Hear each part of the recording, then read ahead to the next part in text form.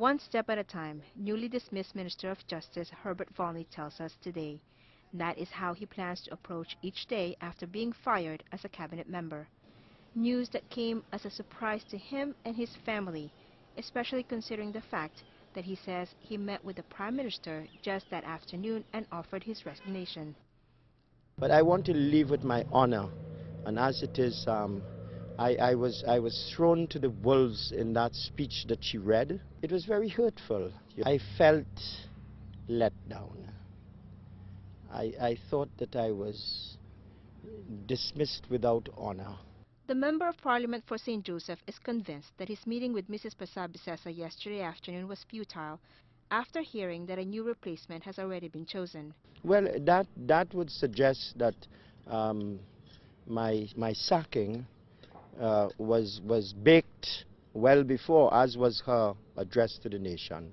Mr. Volney denies misleading the cabinet. He admits the whole Section 34 fiasco was caused by what he calls as an error of governance. He points out that there are many opportunities for others to catch the error, including Prakash Ramadar, who was the acting Minister of Justice when Section 34 was confirmed. If it is felt that I misled the cabinet, you just have to read the note.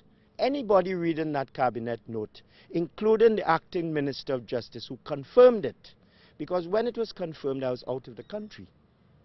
He could have pulled it back. He was the acting Minister of Justice.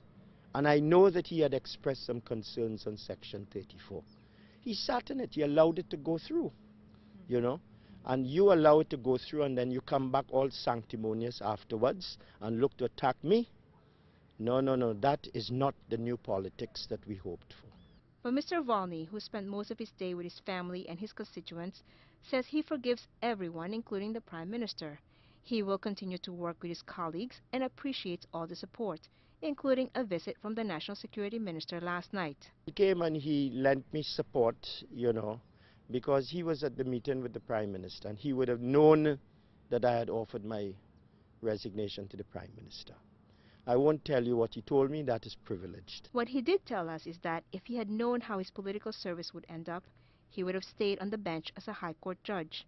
But for now, he is looking forward to spending more time working as an MP. Well, I feel comforted by what all my constituents are saying, and that is that I was unjustly dismissed, and I was grievously wounded wrongly. Len Amadin Thornhill, TV6 News.